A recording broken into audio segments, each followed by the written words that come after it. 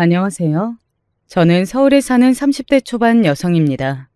최근에 저에게 정말 큰 사건이 하나 있어서 이렇게 사연을 쓰게 되었네요. 물론 없었으면 더 좋았을 일이지만 그래도 인생에 큰 공부를 했다고 그렇게 생각 중입니다. 얼마 전까지 저는 예비 신부였습니다. 였다는 말을 보면 아실 수 있겠지만 지금은 그 결혼이 깨졌고요. 아마 제 이야기를 들으시면 이런 기구한 사연을 가진 예비 신부도 있을 수 있구나 하실 거예요. 지금은 저도 어느 정도는 마음을 치유했으니 들으시는 분들은 재밌게만 들어주시면 될 것 같습니다. 그러면 제 이야기를 한번 시작해 볼게요. 남자친구와 저는 지인의 소개로 만났습니다. 정식 소개팅 이런 건 아니었고 그냥 지인이 주최한 모임에서 자연스럽게 만났어요. 남자친구와 저는 대화가 잘 통했고 그 뒤로 몇 번의 만남 끝에 자연스럽게 연인이 되었습니다. 행복했어요. 연애를 처음 해본 건 아니었지만 그래도 대화가 잘 통하고 생각하는 게 비슷한 사람은 처음이었거든요. 척하면 척, 정말 신기하리 많지 잘 맞았습니다. 진짜 우리는 인연인 것 같지 않아? 그러니까 나 이렇게 잘 맞는 사람 자기가 처음이야. 지금에 와서 돌이켜보면 그 부분도 어딘가 이상하기는 하네요. 사람이 그렇게까지 잘 맞는 것도 사실은 쉬운 일은 아니잖아요. 아무튼 그렇게 죽도 잘 맞고 연애도 순조로웠고 가장 결정적으로 남자친구도 저도 홍기가 찬 나이였습니다. 당연히 결혼 이야기가 나올 수밖에 없었어요. 남자친구의 집안은 굳이 따지자면 잘 사는 축에 속하기는 했어요. 뭐 대단히 잘 사는 집안은 아니었고 남자친구의 아버지가 전문직에 종사하셨습니다. 그리고 남자친구의 어머니도 장사를 꽤 오래 하셨는데 그게 나름 잘 됐다고 들었고요. 남자친구도 이름만 대면 아는 학교를 나왔고 또 이름만 대면 아는 회사를 다녔어요. 모든 조건이 중상 이상이었습니다. 그리고 그건 저도 마찬가지긴 했어요. 아니 굳이 따지자면 제 조건이 훨씬 더 좋기는 했습니다. 재산이 일단 저희 집이 더 많았어요. 저희 집은 할아버지가 물려주신 땅이 꽤 되었었거든요. 거기에 아버지가 전문직에 종사하셨고 엄마도 그랬고 말이죠. 하지만 그런 것들 때문에 제가 남자친구보다 낫다고 생각하지는 않았습니다. 제가 가지고 있는 조건들이 남자친구와 비슷했거든요. 부자인 건 저희 부모님이지 제가 아니니까요. 남자친구는 저의 그런 점이 참 좋다고 이야기를 많이 했던 것 같아요. 요즘은 부모님의 능력도 다 자기 능력이라고 생각하는 사람들이 많잖아. 그게 어떻게 본인 능력이야. 그건 부모님의 능력인 거지. 그러니까 나는 자기의 그런 점이 정말 좋아. 라고 말이죠. 아무튼 그렇게 잘 맞았던 저와 제 남자친구는 2년 정도를 연애했습니다. 당연히 결혼까지 가는 건 너무나 자연스럽고 순리 같은 일이었어요. 양쪽 집안 다 서로를 마음에 들어했던 건 물론 당연했고요. 특히 예비 시어머니, 그러니까 남자친구의 어머니가 저를 무척이나 마음에 들어 하셨습니다. 아이고, 우리 영훈이가 복이 참 많지. 어쩌다 이렇게 좋은 아가씨를 만나서 결혼하게 되었는지. 제가 오빠 같은 사람을 만난 게 복이 많은 거죠. 어쩜 이렇게 말도 예쁘게 하고 누구랑은. 그러다 말을 멈추더군요. 제가 무슨 말을 하려고 그러시냐는 듯 빤히 바라봤고 남자친구는 어색하게 웃으며 말을 돌렸습니다. 오늘 저녁 뭐 먹을까요? 은지 먹고 싶은 거 먹자. 뭐 먹고 싶니? 티가 나고 어색한 그 말돌림을 대수롭지 않게 생각하고 넘겼어요. 뭐 남자친구 전 여자친구가 있었나? 그리고 그 남자친구의 전 여자친구를 마음에 들어하지 않으셨나? 뭐 그렇게만 생각했던 것 같습니다. 그리고 만약에 그게 맞다면 별다른 생각이 드는 일은 아니었어요. 남자친구도 저도 나이가 몇인데 서로가 첫 연애 상대가 아니라는 것쯤은 말하지 않아도 알 수 있는 것이었으니까요. 하지만 그 뒤로도 찝찝한 구석이 몇 가지 더 있기는 했습니다. 첫 번째는 제 이름을 실수로 자꾸 다른 여자의 이름을 부르신다는 것이었어요. 민영이는 오늘 나랑 쇼핑을 좀 같이 가자. 민영이요? 민영이가 아니고 은지. 남자친구의 전 여자친구 이름이 민영인가 보다 했던 것 같아요. 그리고 남자친구의 어머니와 친하게 잘 지냈나? 그런 생각을 했습니다. 그 이후로도 몇 번의 이름 실수가 있기는 했지만 그게 막 엄청나게 기분이 나쁘지는 않았어요. 하지만 궁금하기는 했습니다. 오빠 엄마가 오빠 전 여자친구랑 사이가 굉장히 좋았나 봐? 왜? 남자친구는 제 질문에 엄청나게 당황을 하더라고요. 뭐 전 여자친구의 질문을 그렇게 했으니 당황할 법도 하지 싶으면서도 너무 당황하니까 어딘가 이상함을 느끼기는 했습니다. 뭘 그렇게 놀라? 갑자기 전 여자친구 이야기를 하니까 놀라서 그러지. 아니, 어머님이 내 이름을 자꾸 민영이라고 부르시길래 자주 만났나 해서 물어본 것뿐이야. 엄마한테 조심하라고 할게. 너 기분 나빴겠다. 아니, 뭐 딱히 기분이 나쁘지는 않았어. 그냥 궁금했지. 네가 불쾌해할까 봐 그런 이야기는 안 하려고 했는데 괜찮다니까 그러면 말할게. 전 여자친구가 엄마를 되게 따랐어. 본인이 엄마가 없었거든. 그게 뭐 썩 듣기 좋은 소리는 아니었지만 반대로 생각해보면 엄마가 없는 자기 아들의 여자친구에게 살갑게 잘 대해줬다는 말이잖아요.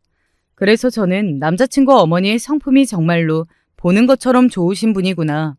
내가 좋은 어르신들이 있는 집으로 시집을 가는구나. 뭐 그런 속편한 생각을 했던 것 같습니다. 마지막에 안 좋게 헤어지긴 했지만. 왜? 뭐 말하자면 긴데 그냥 걔가 바람이 나서 헤어진 거야. 남자친구의 어머니가 남자친구의 전 여자친구의 이름을 자연스럽게 부르면서도 어느 날 저를 보며 누군가와는 다르다고 했던 그 저기가 한 번에 설명이 되더라고요. 납득이 되었습니다. 그런 식으로 헤어지게 된 거면 감정이 좋을 리가 없었을 테니까요. 그건 그렇게 오해를 풀어다 치고 제가 앞서 찝찝한 구석이 여러 개 있다고 했잖아요. 두 번째는 바로 남자친구 형의 부인이었습니다. 그러니까 제가 남자친구와 결혼하게 된다면 제 동서가 될 사람 말입니다. 남자친구는 형이 하나 있었거든요. 형과는 사이가 몹시 좋아 보였어요. 보통 나이 차이 적게 나는 형 동생은 많이 싸우면서 큰다고들 하던데 오빠랑 형은 안 그런가 봐? 사이가 되게 좋아 보여. 에이, 나랑 형도 엄청나게 많이 싸웠지. 지금은 어른이니까 그런 거 다 지나가고 서로의 소중함을 알고 잘해주는 거고. 그런 거 치고도 자주 만나는 편 아니야? 내 주변에서 형이랑 이렇게 자주 만나는 사람은 정말 처음 봐. 둘이 사이 좋아서 보기 좋아. 그래서 저도 결혼 전에 동서가 될 남자친구 형의 부인을 몇 번 보게 되었거든요.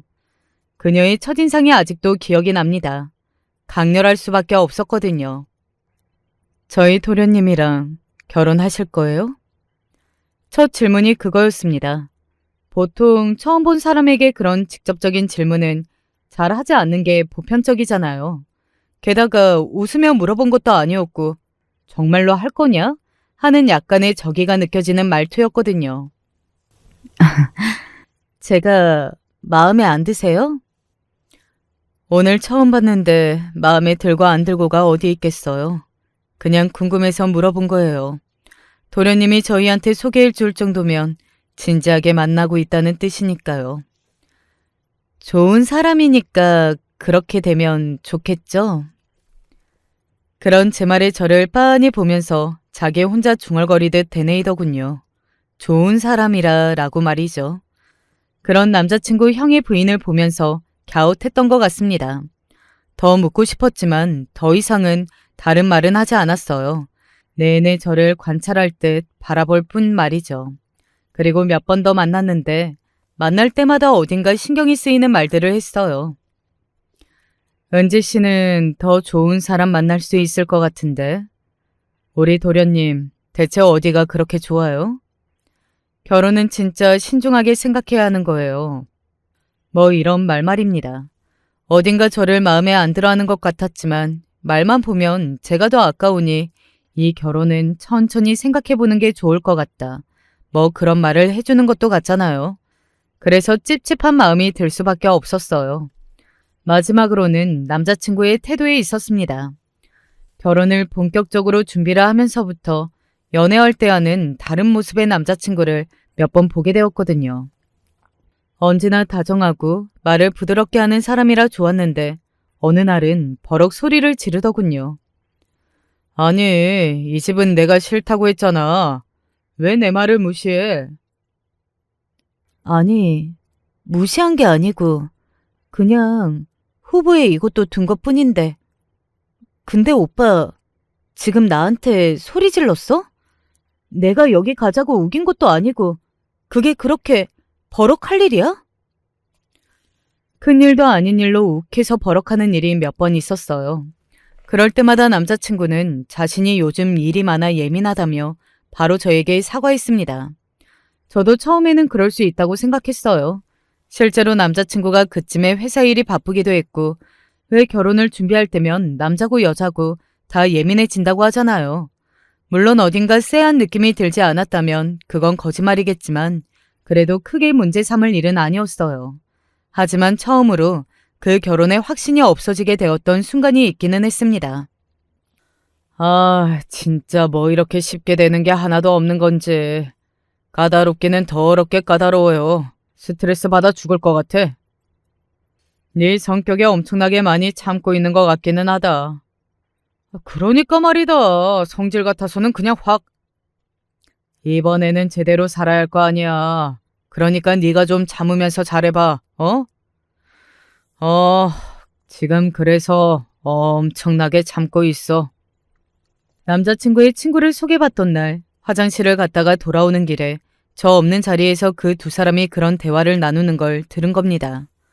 그때 처음으로 남자친구가 그간 저에게 보여준 모습이 다 진짜 본인의 모습이 아닌가 하는 생각이 들어 불안해지기 시작했던 것 같아요.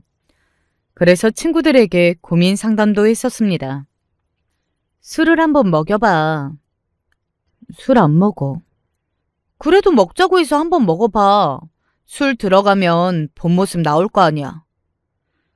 안 먹는 사람을 어떻게 억지로 먹여. 안 좋아한다는 것도 진짜인지 어떻게 알아? 네가 의심하는 것처럼 본 모습이 따로 있는 사람이라면 그 모습을 안 보여주려고 일부러 술 싫어한다고 할 수도 있는 거지.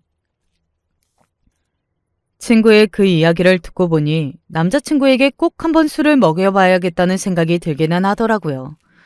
그래서 아버지에게 부탁했습니다. 남자친구를 불러다 술을 먹여보라고 말이죠. 저희 아버지가 그러자고 하면 거절할 수 없을 테니까요. 그렇게 아버지와 남자친구는 술자리를 가졌습니다. 그리고 남자친구는 절제하려고 했지만 자꾸 술을 권하는 아버지를 거절할 수 없어 술이 만취가 되었어요. 자기야, 나 자기한테 정말 미안해. 뭐가? 아니, 내가 자기를 버리고. 어? 뭘 버려? 아니, 그게 아니고. 오빠.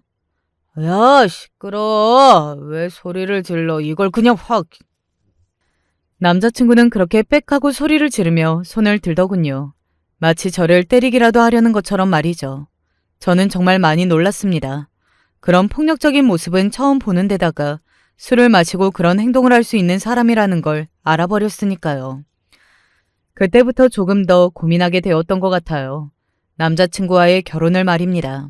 그런데 남자친구는 정말 자신이 술에 너무 취해서 그런 거라고 정말 미안하다며 다시는 그런 일이 없을 거라고 저에게 싹싹 빌더라고요.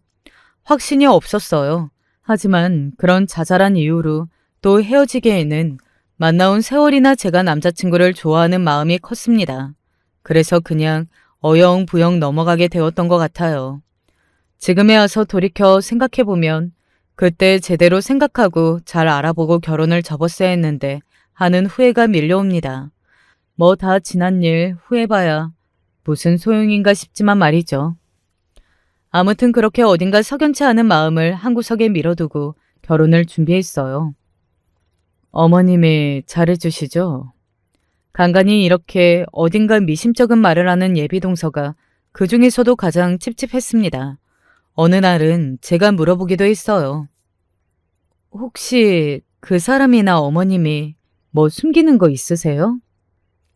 그걸 왜 저한테 물어요? 아니, 그냥 어딘가 그런 느낌으로 말씀하시는 것 같아서. 저야 모르죠. 그 두 사람이 숨기고 있는 게 있다고 해도. 늘 그런 식으로 어딘가 여운이 남게 대답할 뿐 더 자세한 이야기를 해주지 않았습니다. 그렇게 하루가 이틀이 지나고 상견례를 하고 예단과 혼수를 주고받으며 결혼 준비는 착실하게 하나하나 차근차근 되고 있었어요. 그러던 어느 날이었습니다. 여보세요? 누구세요? 말씀하세요. 어느 날부터인가 저에게 모르는 번호로 전화가 와서는 아무 말도 하지 않은 채 제 목소리만 듣고 끊는 전화가 오기 시작했어요. 이런 이야기를 하면 남들은 한두 번 걸려오고 나면 그 번호를 차단해서 버리면 되지 않느냐 하시겠지만 왜인지는 모르게 그 번호를 차단하고 싶지 않았습니다. 아니 해서는 안 될 것 같은 기분이 들었어요. 저한테 하시고 싶은 말씀 있으세요? 그래서 어느 날은 이렇게 묻기도 했어요. 물론 상대방은 그 질문에도 아무 말을 하지 않고 가만히 듣고 있다가 끊기는 했지만 말입니다. 오, 은지 씨 되시죠? 그러던 어느 날 드디어 그 상대방이 저에게 대화를 걸어왔습니다. 네, 누구신가요? 아, 아니에요. 그 상대방은 여자였어요. 직감적으로 뭔가가 떠올리기는 했지만 그래도 그 말을 입으로 내뱉고 싶지는 않았습니다. 제가 내뱉으면 그게 정말이 될 것 같은 그런 불길한 기분의 말입니다. 그 이후로 그녀에게서 전화가 걸려오지는 않았어요. 그게 결혼식 일주일 전쯤일 겁니다. 그렇게 굉장히 찝찝하고 뭔가 해결을 하나도 하지 못한 것 같은 상태에서 결혼식 날 아침이 밝았어요. 행복해야 할 신부의 얼굴에 어딘가 근심과 걱정이 가득해 보였나 보더라고요. 부모님이 이렇게 말씀을 하셨거든요. 행복해야 할 신부 얼굴이 이게 뭐야? 내 얼굴이 뭐? 너무 어둡잖아. 원래 결혼식 날 신부들 기분이 싱숭생숭하다고들 하잖아요. 그 정도가 아니라 죽상을 하고 있으니 그렇지. 네가 좋아서 하는 결혼인데 누가 보면 어디 도살장에 끌려가는 줄 알겠어. 그 순간 완전히 후회했습니다. 그 누구보다 행복해야 할 신부가 마치 도살장에 끌려가는 얼굴을 하고 앉아있다는 게 말이 안 되잖아요. 이 결혼은 하지 않아야겠다는 생각이 밀려 들어오기 시작했어요. 완전히 후회가 될 것 같다는 걸 직감적으로 알았습니다. 하지만 당일 아침이었어요. 그런 생각을 했다 하더라도 모르게에는 너무나 먼 길을 돌아온 상태였습니다. 저는 하루라도 일찍 그 결혼을 그만두게 하지 못했던 걸 후회하면서도 또 결혼식 당일의 결혼을 취소할 용기는 나지 않았어요. 그래서 정말로 끌려가는 심정으로 결혼식장으로 향했던 것 같습니다. 제가 결정하고 제가 하기로 한 결혼인데 그런 마음이 들 수도 있겠구나 했던 것 같아요. 신부 표정이 왜 이래? 그러니까 너 벌써 울어? 친구들도 그렇게 한마디씩 다 할 정도였으니 제가 어지간히 표정이 좋지 않기는 했던 것 같더라고요. 그때였어요. 결혼 축하드려요. 누군가 모르는 얼굴이 저에게 쓱 하고 다가와 그렇게 이야기했습니다. 결혼식에는 워낙 많은 사람이 오고 가고 그리고 제 지인뿐 아니라 부모님의 지인 그리고 얼굴 한번 제대로 보지 못한 먼 친척들까지 다 오잖아요. 그래서 모르는 사람이 와서 인사를 해도 그런가 보다 했었는데 그 사람은 그냥 지나칠 수가 없었습니다. 이 목소리, 바로 그 목소리였거든요. 내내 말없는 전화를 걸어오다가 일주일 전에 제 이름을 확인했던 그 목소리 말입니다. 그 사람의 목소리라는 걸 알아채고서는 잡으려 했지만 그녀는 이미 저에게 그런 인사만 전한 채 신부 대기실을 나간 다음이었어요. 제가 자리에서 벌떡 일어났습니다. 드레스 모양이 망가지니 일어나지 말라는 헬퍼와 대체 무슨 일로 그러냐고 팔을 잡는 친구들에게 막혀 이도저도 하지 못한 채로 멍하니 서 있을 수밖에 없었습니다. 그때부터 이 결혼식장에서 도망치고 싶다는 생각이 온 머릿속을 지배했던 것 같아요. 아이고, 내가 이렇게 예쁜 신부는 평생 처음 본다. 처음 봐. 어머니, 벌써 며느리를 너무 예뻐하시는데요? 너무 예쁘지 않니? 나는 정말로 우리 며느리라서 하는 말이 아니고 너무 예뻐 죽겠다. 오늘 온 친척들도 신부 사진 보고 나보고 하나같이 어디서 저런 예쁜 며느리를 봤냐고 하지 않니? 제가 복이 많죠. 그래, 네가 아니, 은지한테 잘해라. 알겠지? 네, 저는 자신 있죠. 순간 남자친구도 남자친구의 어머니도 그 민이라는 말에 움찔하는 게 느껴졌지만 또다시 그냥 웃으며 넘기더군요. 그냥 넘어갈 수 없어서 뭔가를 말하려 했던 때였습니다. 누군가가 제 손목을 잡는 게 느껴졌어요. 예비 동서였습니다. 일단 지금 말고요. 저에게 그렇게 작게 속삭이더군요. 그러면서 손에 뭔가를 쥐어줬습니다. 저는 그걸 가만히 쥐고 있었어요. 그리고 이제 식을 올릴 시간이 다 되었다며 남자친구와 남자친구의 어머니는 자리를 떴습니다. 예비 동서인 남자친구 형의 부인은 계속 제 옆에 있었고 말이죠. 저는 그들이 나가고 예비 동서가 저에게 지어준 종이를 가만히 펴봤어요. 그건 사진이었습니다. 그리고 사진 속에는 남자친구와 어떤 여자, 그리고 한 3살 정도 되어 보이는 아이 하나가 있었어요. 사실 그 사진을 보는 순간 알았어요. 그들이 무슨 관계이고 또 이 사진을 저에게 지어준 예비 동서가 저에게 무슨 말을 하려고 하는지 말입니다. 나도 이렇게 늦게 말하게 돼서 정말 유감이긴 한데 참고 또 참았는데 모르는 척 넘어가 보려고 했는데 도저히 그럴 수가 없겠더라고요. 그건 정말로 내 양심이 허락을 못해요. 게다가 오늘 이분 봤어요. 제가 떨리는 목소리로 사진 속의 여자를 가리켰습니다. 조금 전에 저에게 결혼 축하한다는 말만 하고 사라진 그 휴대폰 너머로 들려왔던 그 목소리의 주인공. 이분이 민영 씨인가요? 네. 사실 저는 어느 정도는 예감했던 것 같아요. 물론 다리에 힘이 풀려 그 자리에 주저앉기는 했지만 말입니다. 그리고 물론 둘 사이에 아이가 있을 거라는 것도 예상하지 못했던 일이기는 했지만요. 이 아이는 오빠 아이인가요? 네. 식구들 다 알고 있는 사실이에요? 네, 미안해요. 어이가 없어서 말이 안 나오더라고요. 어떻게 다들 알고서 그렇게 모르는 척할 수 있었던 건지 말입니다. 이렇게 큰일을 말이죠. 이건 그냥 숨긴다고 그냥 넘어가고 숨겨지고 넘어갈 수 있는 일이 아니잖아요. 아이가 있는데요. 그녀가 말해준 내용은 이랬습니다. 민영 씨가 고아였어요. 당연히 어머님은 마음에 안 들어 하셨고요. 그래도 아이는 가졌으니 어쩔 수 없이 결혼을 허락하기는 했는데 마지막에 마지막까지 혼인신고는 하지 말라고 했더라고요. 그러다 도련님 마음이 변했고요. 그 여자는 쫓겨났다고 했습니다. 갈 곳이 마땅치 않아 남자친구가 원룸을 얻어줬다고 하더군요. 사람이 사람을 그런 식으로 대하면 안 되는 거잖아요. 제가 분노로 몸이 떨려올 지경이더군요. 그러면 저를 만날 때도 이 여자분이 그 집에 있었다는 말이네요? 그쵸. 연애 초반 때까지는요. 시어머니가 은지 씨 이야기 듣자마자 쫓아냈으니까. 아이와 함께 쫓겨났다고요. 어디 갈 곳도 의지할 곳도 없는 여자를, 그것도 자신의 아이를 낳고 또 자신의 손주를 낳은 여자를 말입니다. 남자친구와 그의 어머니에게 순식간에 정이 떨어졌어요. 아니, 순식간에 증오가 밀려올 정도였습니다. 사람을 그렇게 대하는 것도 대한 거지만 저를 사람 하나를 완전히 등신을 만든 거잖아요.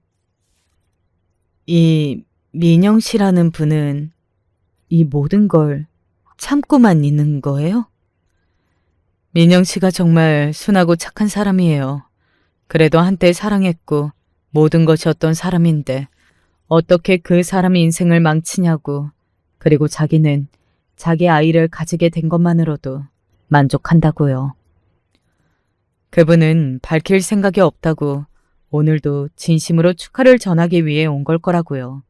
어떤 마음으로 이 결혼식장에 왔고 또 어떤 마음으로 저에게 축하한다고 말했을지 저는 상상조차 되지 않더라고요. 일찍 말 못해줘서 미안해요.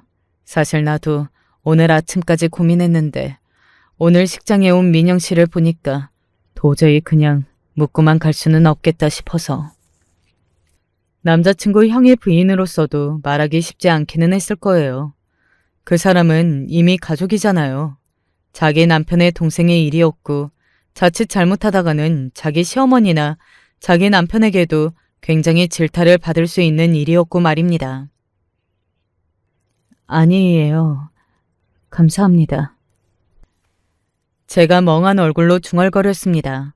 그리고 그때 헬퍼가 문을 열고 들어왔어요. 신부님, 이제 나가셔야 합니다. 저는 자리에서 일어섰습니다. 식 올릴 거예요? 남자친구 형의 부인이 놀라서 묻더군요. 저는 가만히 그녀를 보다가 돌아섰습니다. 그러고는 식장으로 향했어요. 이 결혼의 마무리는 제가 지어야 했습니다. 이대로 도망을 가는 건 너무 무책임한 행동이라고 생각했거든요. 그리고 이대로 도망가면 신부에게 탓을 돌릴 사람들이 더 많을 것 같았어요. 결혼을 파토낼 때는 나더라도 누구의 잘못으로 이 결혼이 깨지는 건지 명확히 알려야만 했습니다. 그만큼 제가 이성적이었을 때가 없었던 것 같아요. 식장으로 들어섰습니다. 어딘가 묘하게 슬픈 얼굴로 딸을 보내고 있는 저희 부모님과 축하를 해주러 온 수많은 얼굴들, 그 얼굴들을 보면서 또 한 번 생각했던 것 같아요. 이 결혼을 할 수 없다고 말입니다.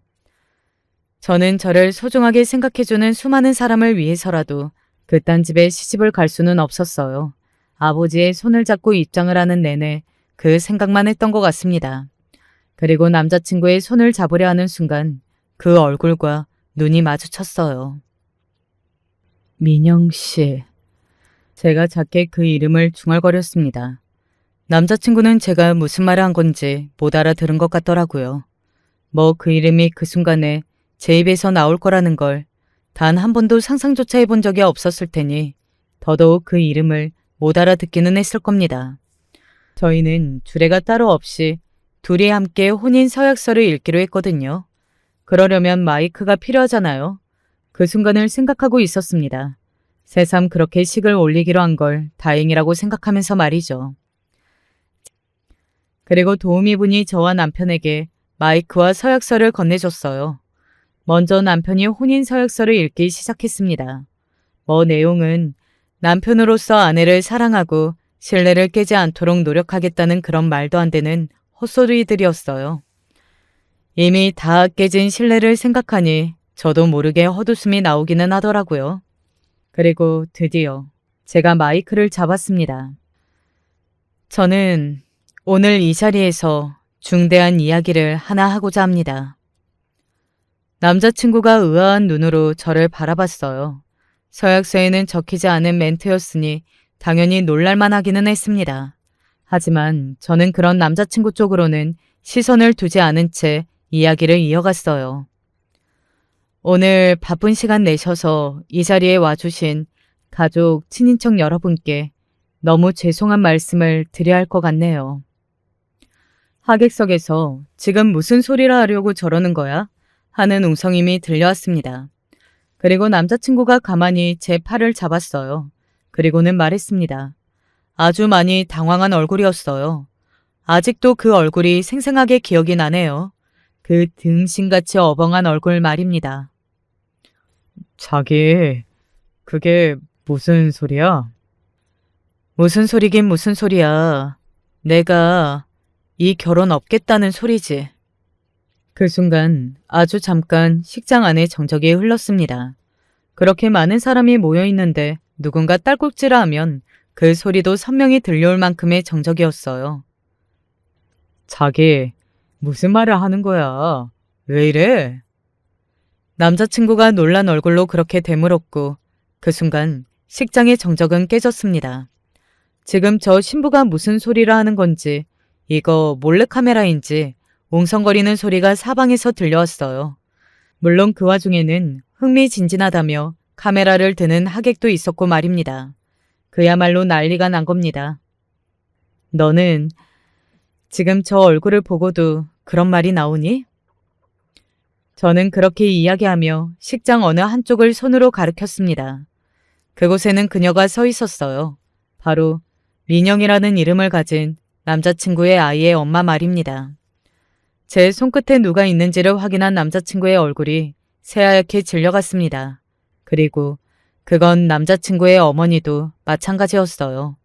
남자친구의 어머니는 그녀가 식장에 와 있다는 사실도 그때 처음 알았던 것 같더라고요. 전현이 여기는 왜?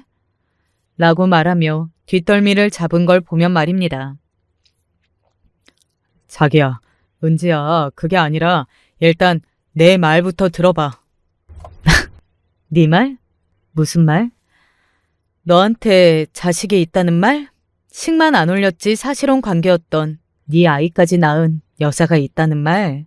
나랑 연애하는 동안에도 사실은 계속 같이 살고 있었다는 말? 대체 무슨 말? 제가 마이크에 대고 그 말을 끝낸 순간 다시 한번 장내는 정적이 흘렀습니다. 다들 놀랐던 거예요. 사실 결혼식장에서 신부가 그런 폭로를 하기 시작했는데 놀라지 않을 사람들이 어디에 있겠느냐마는 내용이 충격적이기는 했잖아요. 자기야. 자기야라고 부르지 마. 내가 왜 네 자기니, 어?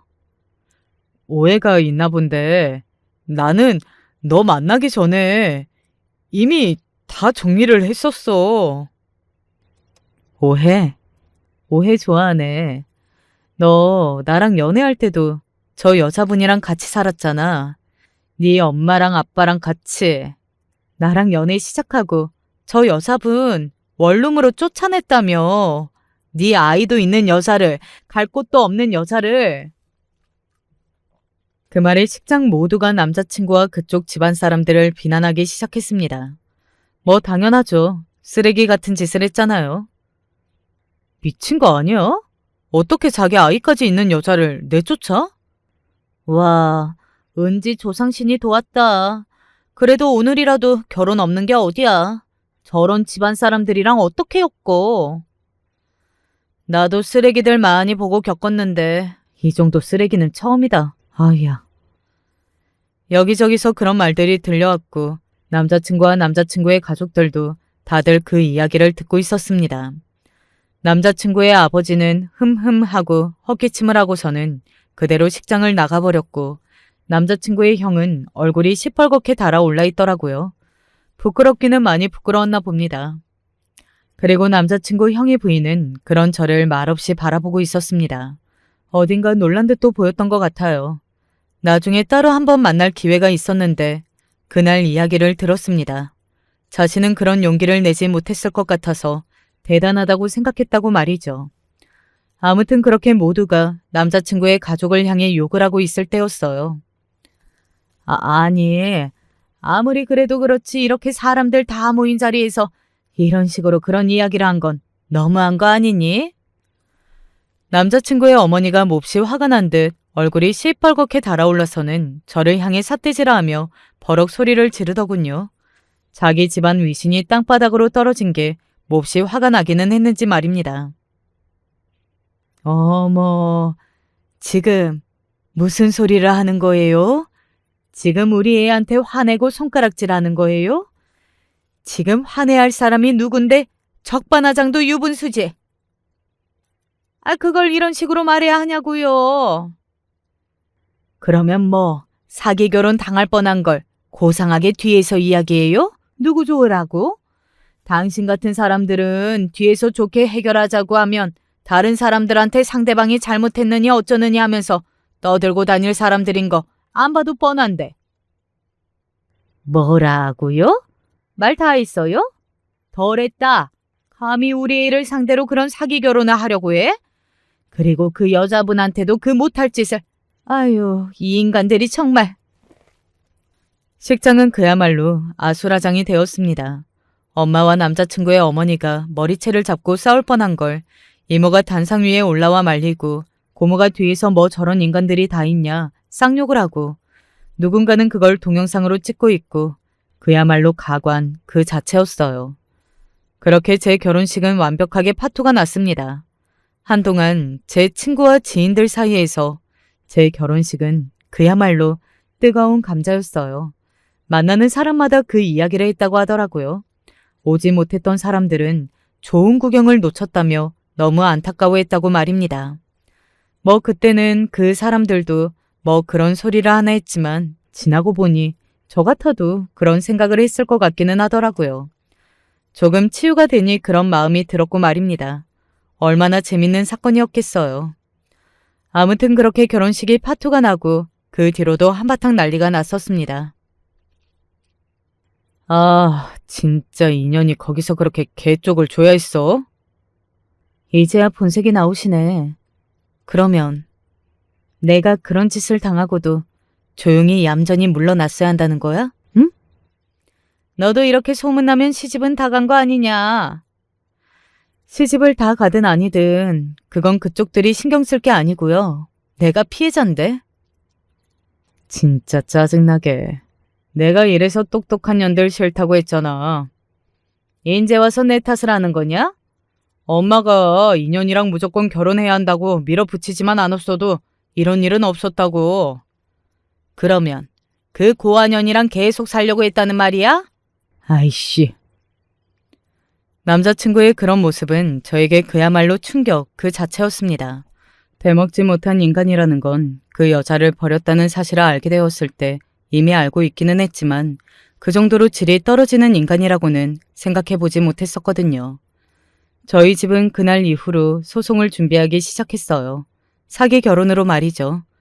사실 저는 그렇게까지 하지는 않으려고 했는데 그들이 너무 본인들의 잘못을 인정하지 못하고 누군가를 탓하기만 하는 게 너무 열이 받았거든요. 게다가 예단이나 혼수는 못 돌려준다. 그리고 결혼식 비용이나 이런 것도 다 못 돌려줘. 이 결혼은 네가 깬 거 아니냐? 결혼을 준비하면서 저희가 썼던 돈이나 결혼 후에 나가기로 한 비용 같은 것들에 대한 책임을 저희에게 다 내라거나 못 주겠다고 버티기 시작했거든요. 그래서 소송을 할 수밖에 없었습니다. 그리고 저희가 소송을 시작했다는 이야기를 듣자마자 찾아와서는 한 번 더 깽판을 치더라고요. 이렇게까지 해야겠니? 너도 어지간히 독하다. 돈 다 주세요. 그러면 소송 취하할게요. 집에 돈도 많으면서 왜 그걸 악착같이 받아내겠다는 거냐? 돈이 아무리 많아도 당신네한테는 1원도 쓰고 싶지 않으니까 당장 돌려주세요. 사기 결혼으로 소송당하고 싶지 않으면. 결국 그렇게 돈을 돌려받았습니다.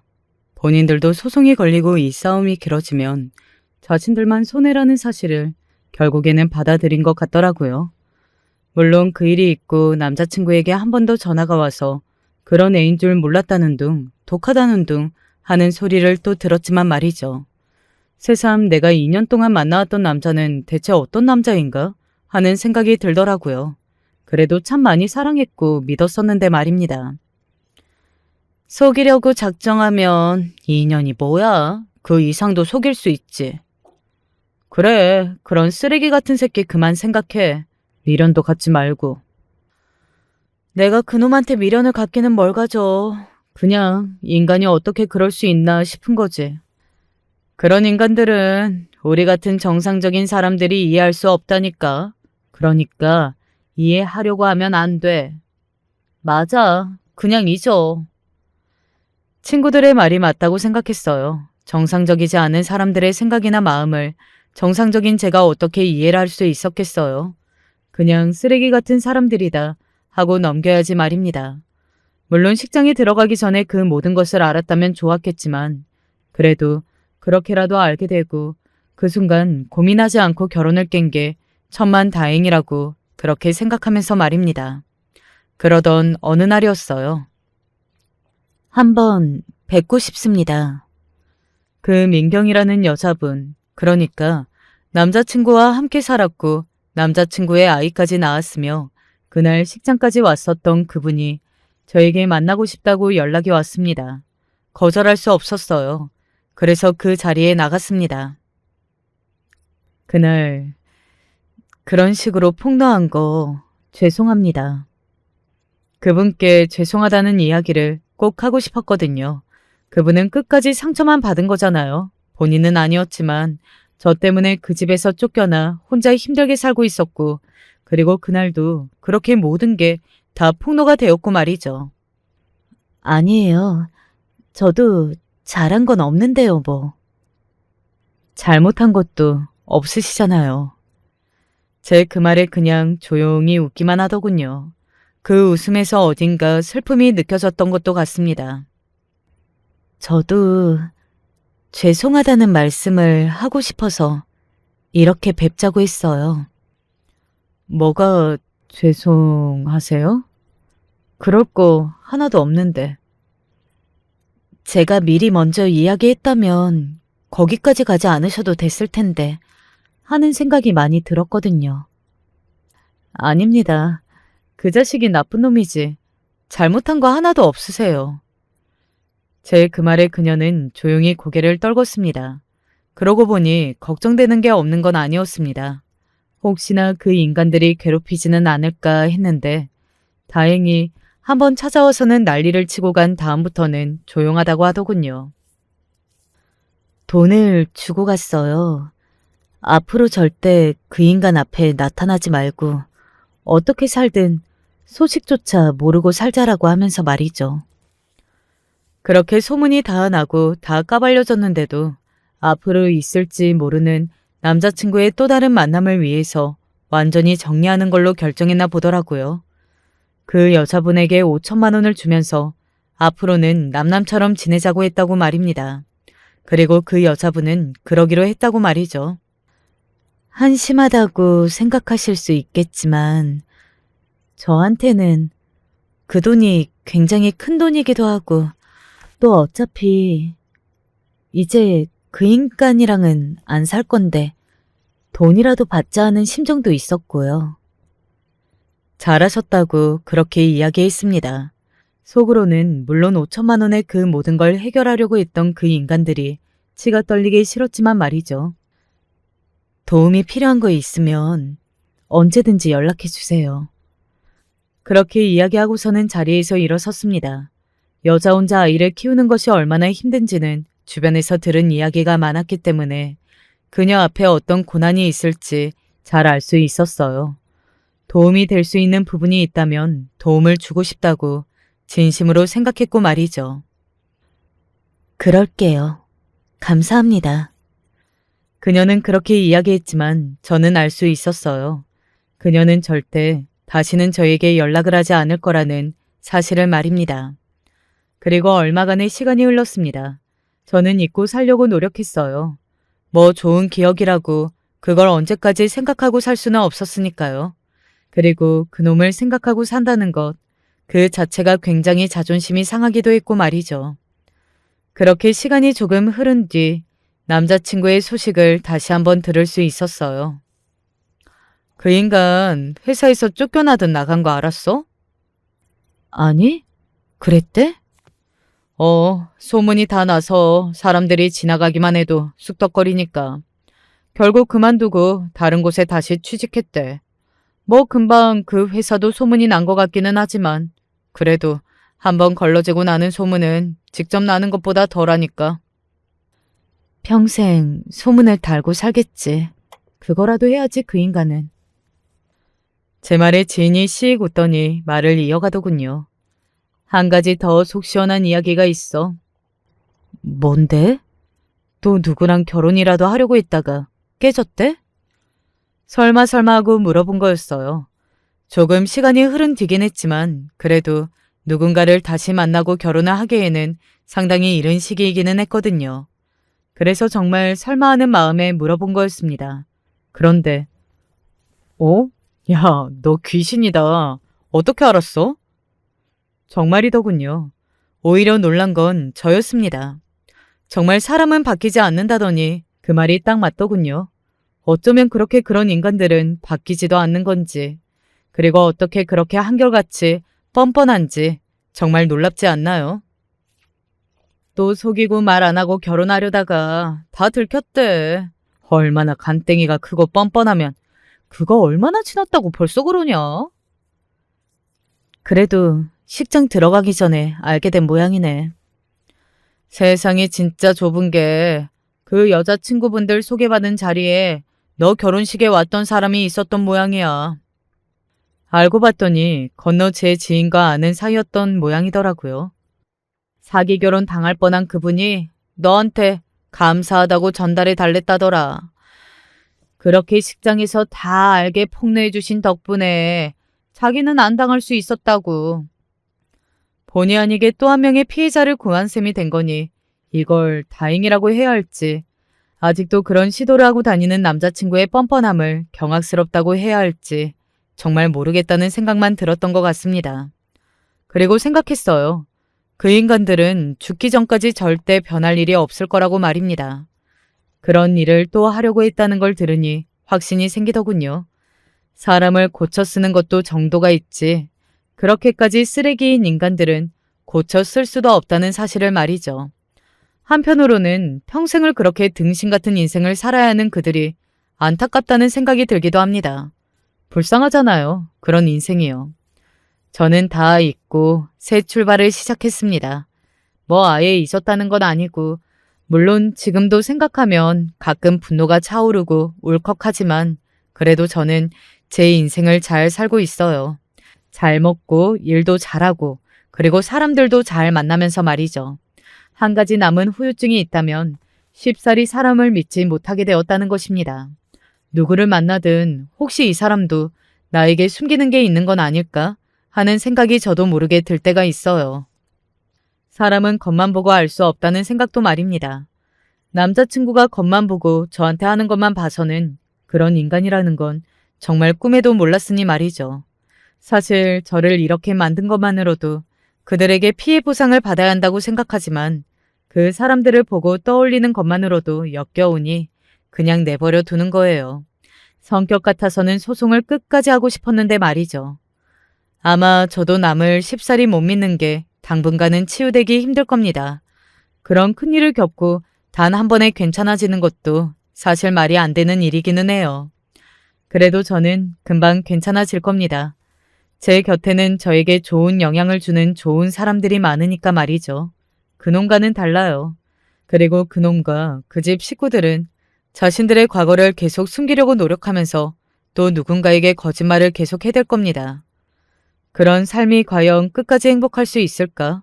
지켜질까? 저는 절대 아니라고 생각해요. 거짓으로 만든 것들은 금방 다 무너질 수밖에 없으니까 말이죠.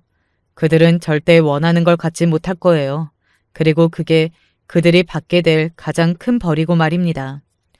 제 이야기는 여기까지입니다. 길다면 길고 짧다면 짧은 이야기였네요. 이야기를 처음 시작할 때는 이 긴 이야기를 언제 다 해드리지? 막막한 마음이 조금 있었는데 이야기를 끝낼 지금은 오히려 너무 빨리 끝낸 게 아닌가 싶기도 합니다. 그만큼 제가 할 말이 많았나 봐요. 술술 써내려간 거 보면 말이죠.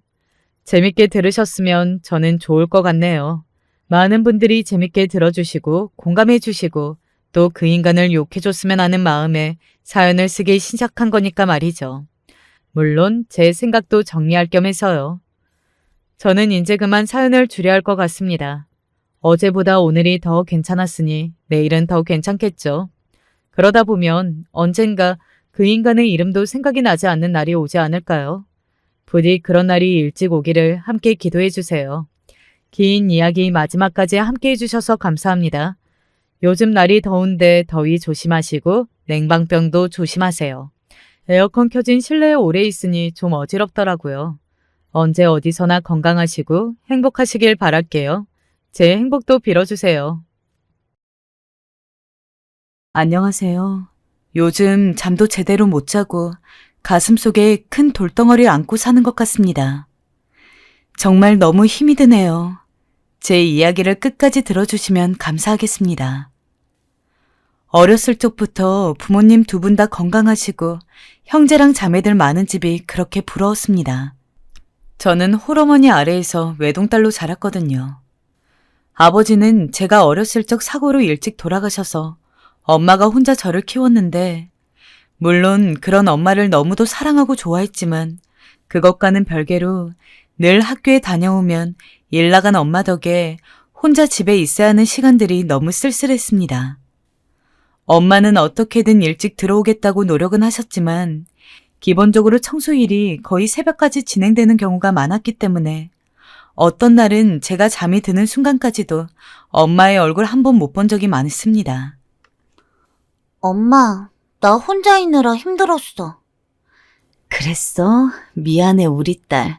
엄마가 오늘 일이 많았어. 그럼 오늘은 일찍 들어올 거지? 그럴게. 우리 딸. 엄마가 너무너무 미안해. 아빠라도 있었으면 이런 일이 없었을 텐데. 엄마는 항상 그런 제게 너무도 미안해 하셨어요.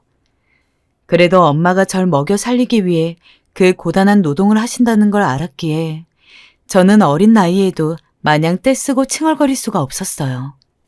하지만 그 때문인지 나중에 커서 연애를 하고 그럴 때도 웬만하면은 형제가 있고 남매 있는 집안의 사람이랑 만나는 게 좋더라고요. 꼭 결혼할 게 아니라고 하더라도 오래 사귀다 보면 가족들을 보게 되는 경우가 종종 있었는데, 가끔 연애하면서 유독 더 긴밀한 관계를 지니었던 남자친구들과는 그 남자친구의 형제나 남매까지 함께 껴서 여행도 가고 어디 놀러 다니기도 했는데 그런 기억이 너무 좋았습니다. 단둘이서 하는 데이트보다 더 기다려질 정도로 말이죠. 지금의 남편과 결혼을 결심하게 된 것도 남편이 누나 한 명과 여동생이 한 명 있는 세 남매의 둘째였기 때문이었습니다. 다른 집이라면 시누이들이 시집살림 시킬 거라고 기함하며 결혼을 무르는 것도 불쌍하겠지만 연애할 당시 시누이 둘 다 만나봤는데 그냥 친구처럼 너무 편하고 대화 한마디라 하더라도 계속해서 웃음꽃이 피고 그러더라고요.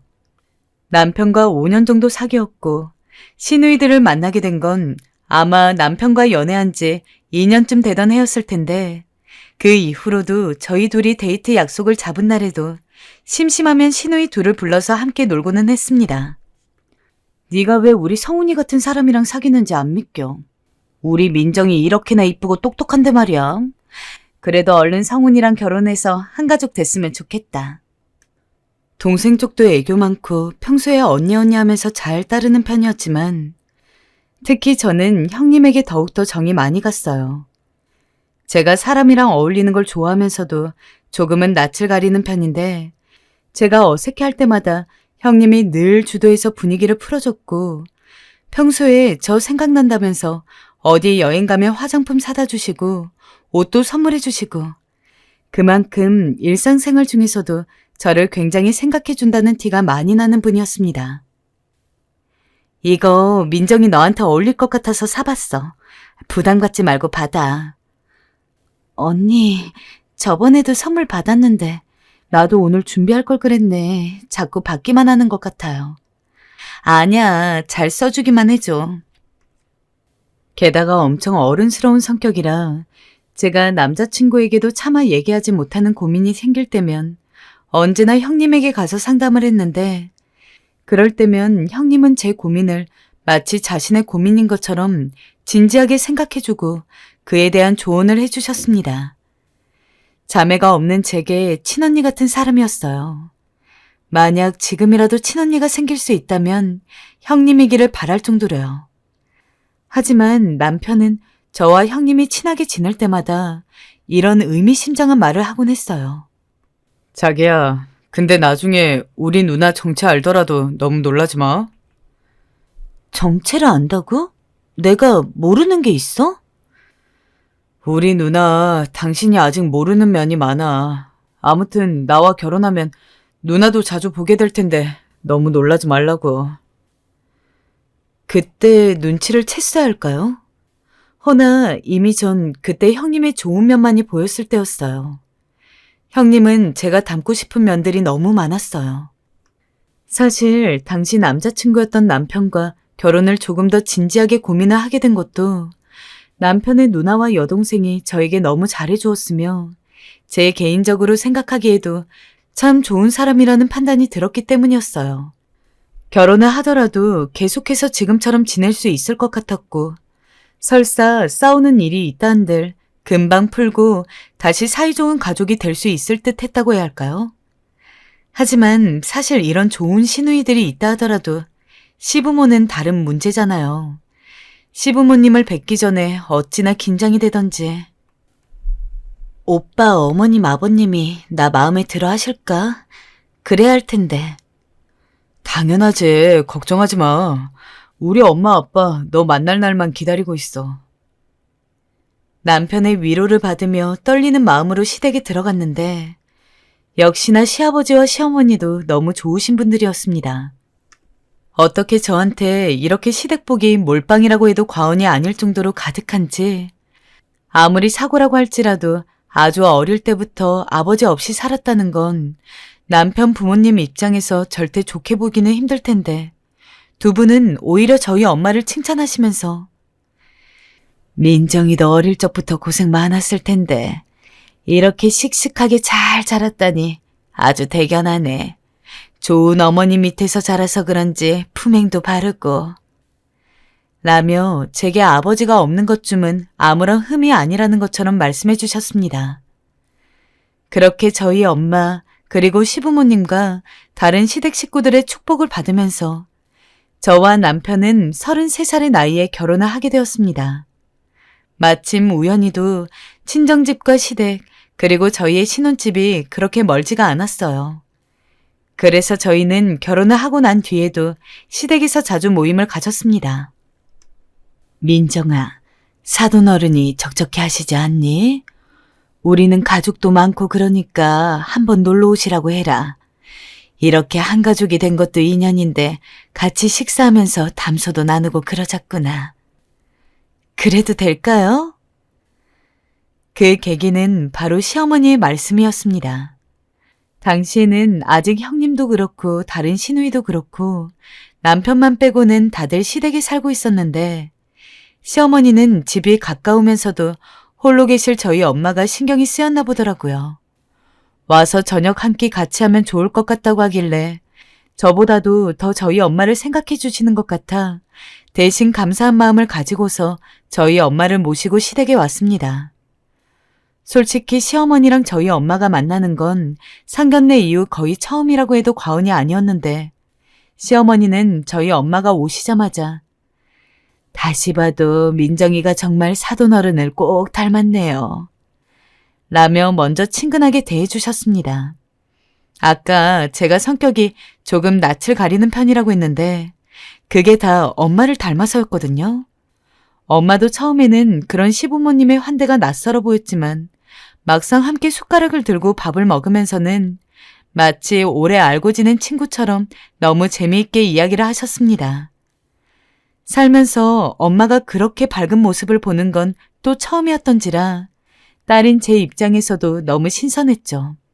그리고 먼저 이런 제의를 해준 시어머니에게 너무도 감사한 마음이 들었고요. 나는 이 동네에 친구도 하나 없는데 마침 사돈어른이 이 근처에 사니까 얼마나 반가운지 몰라요. 괜히 집에 혼자 있지 말고 앞으로도 적적하고 그러면 아무 때나 놀러와요. 나는 맨날 집에 있으니까. 시어머니도 저희 엄마가 마음에 드는 듯한 눈치였습니다. 그 이후로 엄마는 시어머니의 제안대로 자주 시댁에 놀러 갔습니다. 그때마다 시부모님은 물론이고 형님이랑 시누이도 마치 본인들 부모님 모시는 것처럼 저희 엄마한테 정말 잘해주었어요. 시댁 식구들이 그렇게 하나같이 다 착한데 저 역시 당연히 시댁에 놀러 가는 게 너무 좋았습니다. 다른 집 며느리들은 명절 때나 생신 때 가는 것도 꾸역꾸역 간다고 하는데 저는 어떤 때는 신혼집에서 남편이랑 단둘이 있는 시간보다 시댁에서 온 가족이 다 같이 모여서 있는 시간이 더 길었습니다. 하여간 당신은 우리 가족을 너무 좋아해. 사실 내가 좋아서 결혼한 게 아니라 우리 가족이 좋아서 결혼한 거 아니야? 남편이 농담처럼 이런 이야기를 할 정도였습니다. 정말 제 입으로 이야기하기는 그렇지만 너무도 이상적인 시댁 식구와 친정 식구 사이의 관계가 저희 집이 아닐까 싶었습니다. 날이 따뜻해지면 함께 여행도 가고 좋은 일, 슬픈 일 있으면 먼저 서로에게 연락해서 축하받고 위로받고 비록 저희의 결혼으로 인해서 맺어지게 된 관계이기는 하지만 아마 저희 시댁 식구들이나 저희 엄마도 그냥 일반적인 사돈관계는 아니었다고 생각합니다. 마침 시부모님이랑 저희 엄마랑 나이도 한두 살 차이밖에 안 났고 저희 엄마도 형님이랑 시누이를 대할 때 마치 친딸인 저를 대하는 것처럼 매일 예쁜 선물도 사다 주시고 가끔은 용돈도 주시고 했거든요. 하지만 그렇다고 모든 것이 좋았던 건 아니에요. 제가 가장 좋아했던 형님 말입니다. 결혼하고 가까워져서 보니 막상 그간 몰랐던 점들이 하나둘씩 알게 되었는데요. 형님이 알고 보니 미신을 좀 잘 믿으시는 분이었더라고요. 그전에도 형님이 점집을 잘 다니고 사주 철학을 좋아하고 부적 같은 걸 지갑에 넣고 다닌다는 건 알았어요. 그런데 생각보다 그 정도가 지나칠 때가 있더라고요. 문지방 밟으면 복 나간다는 말이 있잖아요. 형님이 그걸 굉장히 믿은 나머지 문지방을 밟지 않기 위해 조심조심 다니셨거든요. 이것도 형님 본인만 그러시는 게 아니라 형님이 다른 식구들한테도 조심하라고 어찌나 닥달하시는지. 너 거기 밟았잖아. 얼른 씻고 와. 언니 괜찮아. 우리 언니 또 그런다. 언니 이제 이런 미신을 안 믿을 때 되지 않았어? 그만해. 그만하게? 빨리 씻고 와야 조금이라도 정화된다니까? 너 그 복 나간 발로 돌아다닐 거야? 시험도 앞두고 있다며. 이런 식으로 다른 시누이에게 닥달하는 것은 물론이고 저에게도 예외는 없었어요. 제가 문지방을 밟을라 치면 큰 소리로 잠깐! 하시는 바람에 깜짝 놀란 적이 한두 번이 아니었죠. 어머님, 형님이 원래 미신을 잘 믿으세요? 그래, 저뿐만이 아니야. 같이 사는 내내 얼마나 피곤했는지 모른다. 그래도 저 딴엔 불안하니까 우리가 맞춰주고 살아야지. 뭐 다를 수가 있겠니? 어머님께서 한숨 섞인 목소리로 말씀하시는 걸 들으면 그 정도가 어느 정도인진 예측할 수 없었지만 심하다는 게 느껴지곤 했어요. 그래도 그때까진 형님이 조금 귀여우시구나 라고 생각할 만했는데요. 제가 시댁에 조금씩 발을 끊게 된 일이 일어났어요. 어느 더운 여름날 기막힌 사건이 일어났죠. 저와 남편이 그날은 시댁집에서 하룻밤을 자고 간 날이었는데요. 놀다 보니 시간도 이미 지나 있었고 어머님도 자고 가시는 걸 은근히 바라시는 것 같길래 남편과 집에서 가져온 미니 선풍기를 틀고 잠에 들었습니다. 그런데 갑자기 어디선가 비명소리가 들리는 거예요. 불이라도 난 줄 알고 깜짝 놀라 일어났는데 그건 다름 아닌 형님의 목소리였고 형님은 아직 잠든 남편의 볼을 찰싹찰싹 때리면서 일어나라고 재촉하고 있었어요. 일어나라고. 얘 봐. 숨을 안 쉬는 건가? 민정아, 우리 성훈이 숨 안 쉬는 거니? 누나, 무슨 일이야? 너 선풍기 틀어놓고 자면 어떡해? 죽을 뻔했잖아, 이놈아. 못 살아, 내가.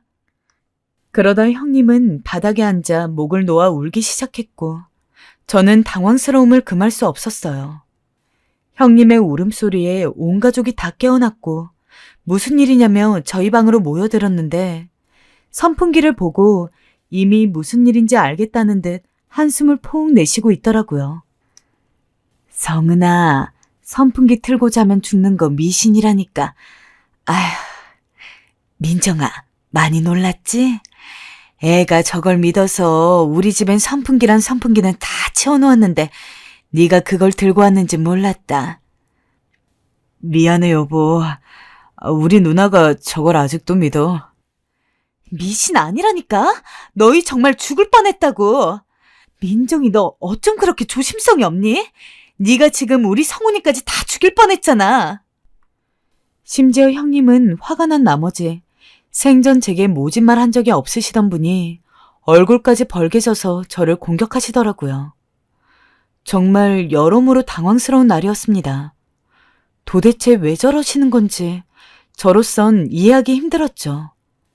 그 후로도 형님은 저에게 전화를 해서 선풍기 틀고 자지 말아라, 그럼 죽는다 하는 말들을 하시곤 했어요.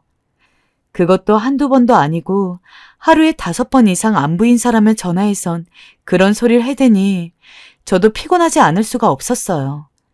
남편은 이미 포기한 듯 했어요. 제가 피곤하다 하니까 남편은 자기도 이미 다 겪은 일이라며 그냥 맞춰주고 살 수밖에 없다고 하더라고요. 민정아, 내가 그냥 하는 소리가 아니야. 다 과학적인 근거가 있는 얘기란 말이야. 사람들이 아직도 이걸 믿는 데는 다 이유가 있어. 형님, 제가 TV에서 봤는데 그거 거짓말이라고 밝혀졌다 하는데요. 제가 그 프로그램 영상을 보내드릴까요? 아니라니까? 너 왜 이렇게 고집을 부리니? 내 말이 맞아. 내가 지금 나 좋으라고 이런 소리라니? 다 너희 죽을까봐 다칠까봐 하는 소리 아니야. 조금이라도 설명을 하려 치면 형님이 버럭버럭 화를 내니 남편 말대로 정말 설득도 할 수 없겠더라고요. 그냥 형님 말이 맞다 치고 들어주는 수밖에요. 하지만 그때부터 저도 그 좋았던 형님이 불편하고 부담스러워지기 시작했어요. 예전엔 형님이 같이 마트에 가자, 어디 놀러 가자 하면 반갑게 따라갔지만 이제는 혹여나 만나서 선풍기 얘기하고 조심해야 할 미신 얘기 늘어놓을까봐 나가고 싶지가 않더라고요. 그리고 이런 형님의 행위는 점점 더 심해져 급기야 제가 형님과 한판 붙은 사건이 생겼어요. 저희 둘째 신우이에게 남자친구가 생겼을 때였어요. 오랜만에 생긴 남자친구이기도 하고 둘이 너무 잘 만나고 있길래 보는 것만으로도 흐뭇하더라고요. 그래서 신우이가 남자친구와 보내는 기념일날 신우이에게 신발을 선물해 줄 겸 신우이 남자친구 것까지 같이 선물했어요. 신우이가 저에게 평소 워낙 잘해주기도 했고 생일도 다가왔기 때문에 겸사겸사 챙긴 거였어요. 역시나 둘째 신우이는 너무나 좋아했어요. 언니, 정말 고마워요. 우와, 내 사이즈랑 딱 맞네. 역시 언니야. 이거 너무 신고 싶었던 신발인데 잘 신을게요. 하지만 집에 비밀번호를 누르는 소리가 들리자 둘째 신우이의 얼굴이 살짝 안 좋아지기 시작했어요. 그러면서 저에게 신발을 안겨주며 얼른 갖고 가라고 하는 게 아니겠어요? 제가 영문을 모르고 얼떨떨한 표정으로 신발을 들고 있으니 둘째 신우의 얼굴이 완전히 새파래졌어요. 이윽고 저는 그 이유를 알게 되었어요. 형님이 신발을 보자마자 인상을 찡그리더니 다가와선 묻는 겁니다. 이거 신발 2개네? 성미 너 거랑 남자친구 거 같은데 설마 민정이 네가 선물해 준 거니? 네, 그런데요. 뭐 잘못된 게 있나요? 너 신발 선물하면 인연들 이별한다는 얘기 몰라? 너 이거 우리 성미한테 준 의도가 뭐야? 네? 기가 막혀. 내내 거리지 말고 말을 하라고. 우리 성미한테 이거 왜 준 거야? 얘 이번에 그 남자랑 결혼까지 생각하고 있는 거 너 몰랐어? 정말 생각이 없는 거니? 정말 기가 차고 황당해서 말도 안 나오더라고요. 어떻게 제가 작정하고 그 신발을 줬다고 생각할 수 있었을까요? 어이가 없어서 그저 형님 얼굴만 빤히 바라보고 있는데 이젠 막말을 퍼붓기 시작하더군요. 내가 이럴 줄 알았다. 저번 명절 때 내 동생한테 남자친구 생겼다니까 네 표정이 좀 이상했거든. 질투라도 하는 거야 뭐야? 결혼까지 한 애가 왜 이런 걸로 질투를 하는 거니? 난 이해가 안 된다. 내 동생이랑 결혼하기 전엔 너 이런 애인 줄 몰랐는데 참 기가 막혔어. 형님, 죄송한데요. 기막힌 건 지금 저인 것 같은데요. 제가 설마 아가씨한테 그런 못된 마음으로 신발 선물을 했을까요? 아가씨 생일도 다가오고 남자친구도 사귀었고 하니 겸사겸사 선물해 준 거잖아요. 어떻게 절 그렇게 생각하실 수 있어요? 아무리 미신을 믿고 그걸 신봉하는 형님이라 해도 이건 도가 지나치시잖아요. 잠깐만. 얘들아, 이게 무슨 말이니? 자고 있는데 갑자기 왜 이리 싸우는 소리가 들려? 니들 뭔 일로 싸우고 있는 거야? 엄마, 글쎄, 엄마 며느리가 우리 성미한테 신발을 선물했어. 어떡하면 좋아. 엄마도 예비 사위 생기겠다고 좋아했잖아. 헤어지게 생겼어. 둘이 갈라서게 생겼다고. 시어머니가 잠에서 깨나와 상황을 물으니 시누이는 급작스럽게 울음을 터뜨리며 바닥을 치더라고요. 정말 그간 형님에게 품었던 남은 잔정마저 똑 떨어지는 기분이었어요. 외롭게 자라 형님이 주신 정이 그저 따스하고 좋았는데 겨우 미신 따위로 사람을 몰아가니 더 형님 얼굴을 보고 싶지가 않더군요. 그 후 저는 형님 번호도 삭제하고 오는 전화며 문자며 받지 않기 위해 차단해버렸습니다. 형님이 남편을 통해 사과니 뭐니 하려는 듯 보였지만 그것도 받기 싫었어요. 이미 마음이 상할 만큼 상한 후였고 더는 형님을 믿고 의지할 수가 없었어요.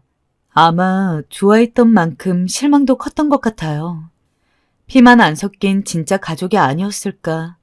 이런 이야기를 직접 꺼내본 적은 없지만 적어도 저는 그렇게 생각을 했습니다. 그러던 어느 날 형님이 제가 다니는 회사 앞으로 찾아오셨어요. 형님을 본 건 관계를 끊은 지 반년 정도 후였기에 저나 형님이나 서로 어색함을 숨기지 못했습니다. 형님은 제게 조심스런 목소리로 사과의 말을 전했습니다. 내가 부족한 사람이었어, 동서. 이성을 잃어버리니까 아무것도 보이지 않더라고. 내 무지로 동서한테 불필요한 상처를 준 것 같아. 너무 미안해. 그날 이후 내 행동을 얼마나 후회하고 살았는지 몰라. 늦었지만 용서해주면 안 될까? 형님은 말을 하면서도 눈물을 감추지 못하고 뚝뚝 흘리면서 제 손을 잡았습니다. 그리곤 미안하다고 하염없이 되뇌이셨죠. 참 사람 마음이 이상한 게 그리 미웠던 사람인데 제게 그간의 잘못을 진심으로 용서하고 뉘우치는 모습을 보니 자연스레 저도 마음이 풀리더라고요. 결국 그날은 형님과 저 둘 다 술 한 잔 걸치며 그간의 속 얘기를 하고 기분 좋게 헤어졌습니다. 저와 형님의 화해를 가장 좋아하셨던 건 시어머니였어요. 어머님은 제가 형님과 화해했다는 소식을 듣자마자 전화하셔선 잘했다고 너그럽게 받아줘서 고맙다는 말씀을 전하셨어요. 형님은 그 후로 제게 말 한마디 행동 하나도 조심하시려 했어요. 저에게 상처되는 말을 하지 않기 위해서요. 문지방 얘기도 더는 꺼내지 않으시더라고요. 그런 형님의 변화에 저도 마음이 많이 풀렸고 가족들끼리 모이는 시간도 점점 늘어났죠. 그렇게 형님의 노력으로 전보다 더 돈독하고 평화로운 관계를 유지하며 저는 아이를 2명 낳았고 육아에 집중하고 있었습니다. 그리고 이 평화로운 관계가 깨지게 된 건 제가 40줄에 들어섰을 때였습니다. 그때는 저희 어머니나 시부모님이나 손주 보는 재미에 푹 빠져 있었죠. 내일도 시댁에서 모이지? 꼭 애들 데려와라. 내가 손주들 주려고 예쁜 꽃가옷도 하나씩 사놨으니까. 분명 그때도 평소처럼 엄마와 인사를 하고 헤어져서는 집에 들어와서 잠을 잤을 뿐인데 평소 시댁에 가기 전 늘 연락을 하던 엄마가 그날따라 아무런 연락이 없더라고요. 그래서 늦잠을 주무시나 보다 싶어서 남편 차를 타고서 엄마를 모시러 갔습니다. 방문을 열고 침대에 누워있는 엄마를 보는데 이상하게 무언가 쎄한 기분이 들었습니다. 급하게 다가가서 엄마 몸을 힘껏 흔들었지만 엄만 다시는 깨어나지 않았죠. 제 비명소리에 놀란 남편이 저를 따라 급하게 들어오는 소리가 들렸지만 그쪽으로 얼굴을 돌릴 여력도 없었습니다. 내가 지금 꿈을 꾸고 있는 건 아닌지, 내가 지금 맞닥뜨리고 있는 상황이 정말 현실인지 믿을 수 없었고 믿고 싶지 않았습니다. 불과 어제까지도 웃는 얼굴로 만나서 헤어졌던 엄마가 어떻게 하룻밤 사이에 그렇게 돌아가실 수가 있습니까? 경황이 없는 저를 대신해서 남편이 119에 연락을 해서 구급차를 불렀고 그렇게 무슨 정신이었는지도 모르게 병원에 가서 엄마가 돌아가신 원인이 심근경색이라는 이야기를 들었습니다. 저희 엄마 평소 아픈 곳 하나 없던 분이셨어요. 나이에 비해 정정하셨는데 어떻게 이럴 수가. 엄마. 아무리 제가 그 현실을 부정해도 엄마가 돌아가셨다는 것은 부인할 수 없는 사실이었습니다. 하룻밤 사이에 마음의 준비는커녕 아무런 예상도 못한 상황에서 엄마를 떠나보내야 했던 저는 정말 말 그대로 정신이 나간 상태에서 일상생활을 보냈습니다. 장례식장에서야 꾸역꾸역 버텼지만 화장도 하고 납골당에 엄마를 모셔놓고 나니 정말 제 인생 자체가 전부 텅 빈 것 같더라고요. 사랑하는 남편과 아이들이 있는 상황에서 책임감 없는 이야기일 수도 있겠지만 적어도 그 당시에는 대체 엄마도 돌아가신 마당에 제가 왜 더 살아가야 하는지를 이해할 수가 없었습니다. 아무리 불러도 돌아오지 않는 엄마 이름만 수없이 부르다가 목이 쉴 때까지 울기도 하고 어떤 때는 평소보다 기분이 괜찮아서 밝은 얼굴로 밥을 먹고 있었는데 갑자기 제 의지도 아닌 눈물이 툭툭 떨어진 적도 있었습니다. 게다가 그렇게 더 힘들었던 이유는 장례식장에 남편을 빼고 제 시댁 식구들이 단 한 명도 오지 않았던 것에 있습니다. 그 당시에는 저도 엄마 잃은 일 때문에 뭘 생각할 겨를이 없었어서 그렇게 크게 신경 쓰지 않았는데 나중에 시간이 좀 지나고 다시 생각해보니까 이상하더라고요. 그렇게 진짜 가족 마냥 친하게 지냈던 시댁 식구들이 저희 엄마 장례식에 안 오다니요. 그뿐만이 아니었습니다. 늘 자매처럼 지내던 시누이와 형님도 저희 엄마 장례식을 기점으로 코빼기도 안 보일 뿐더러 저에게 연락을 한 번 안 했습니다. 그전에는 저보다도 더 먼저 연락을 많이 하는 게 시누이와 형님일 정도로 시도 때도 없이 문자를 나누고 전화를 하고 서로 시간이 되면 당일날 저녁에 갑자기 만나서 식사를 하고 술 한잔하는 일도 많았는데 엄마 돌아가신 지 2주 정도가 되었을 때까지도 정말 연락이 한 통 없었죠. 여보, 어머님이랑 아버님이랑 연락 안 돼? 그리고 요새 시누이랑 형님은 또 왜 이렇게 전화가 없어?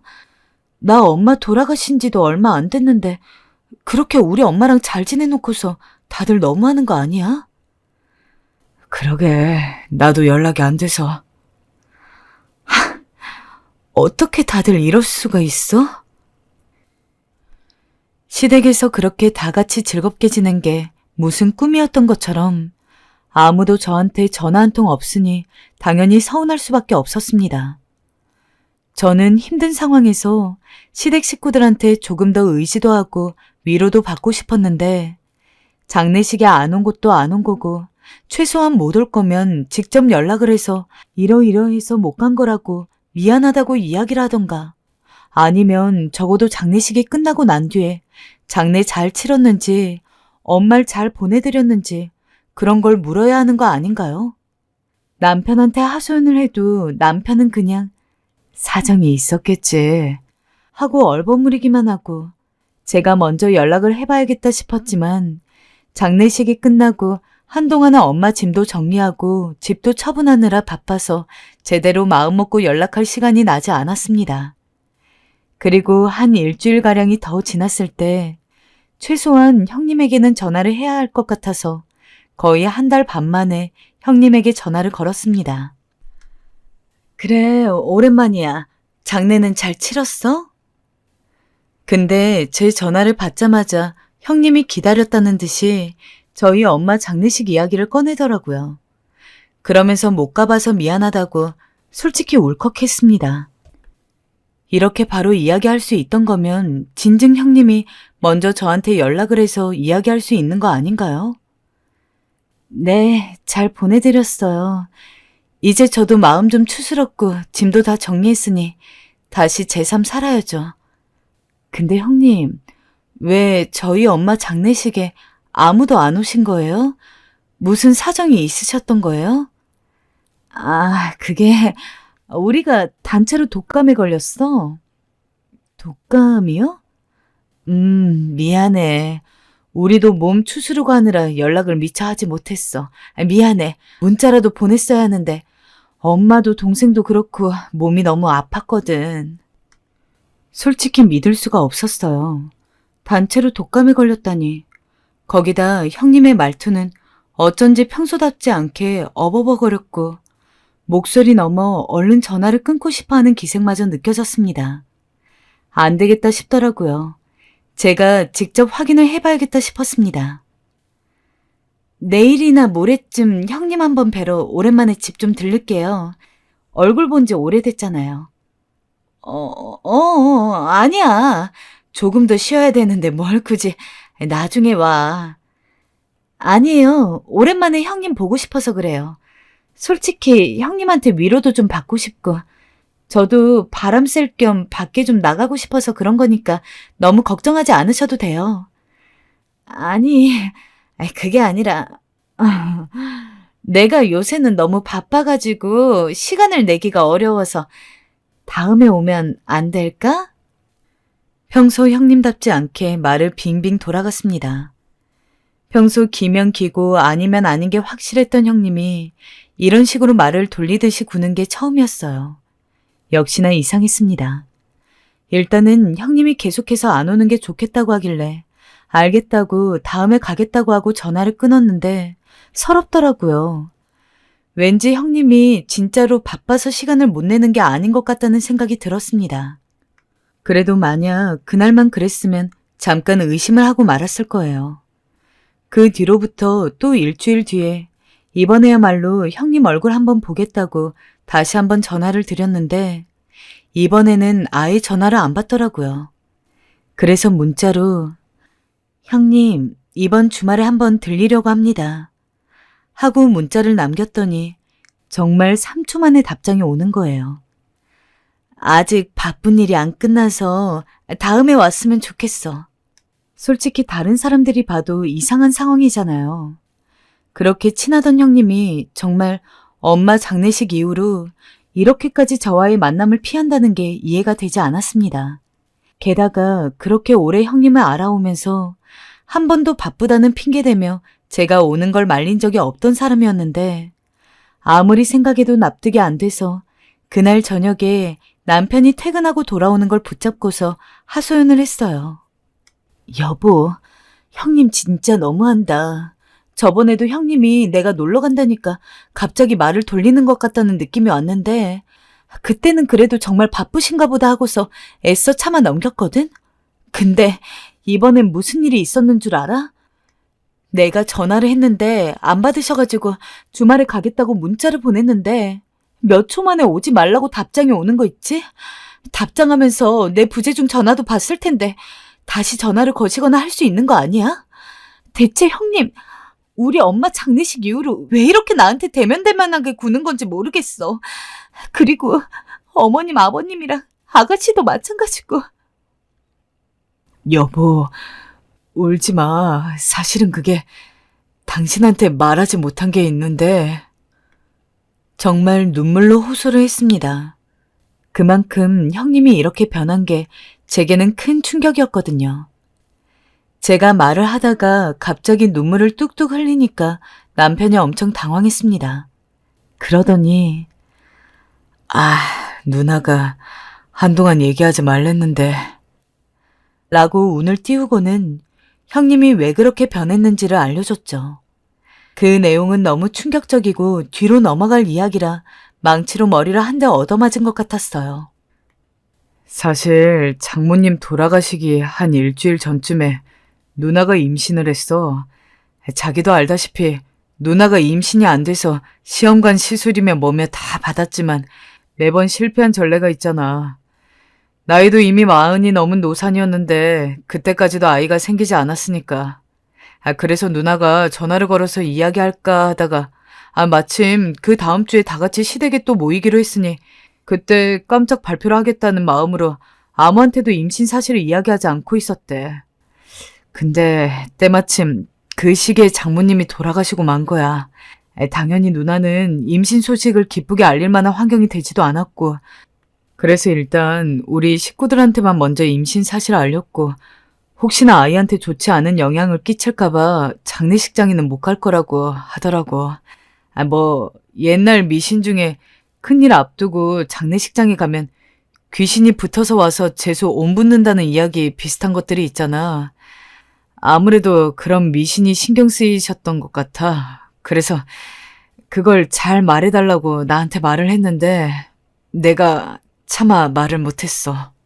아니, 그런 미신이 뭐라고. 다른 사람도 아니고 어떻게 형님이 나한테 그럴 수 있어? 저도 형님이 미신에 미쳐있던 사람이라는 걸 머리로는 알고 있습니다.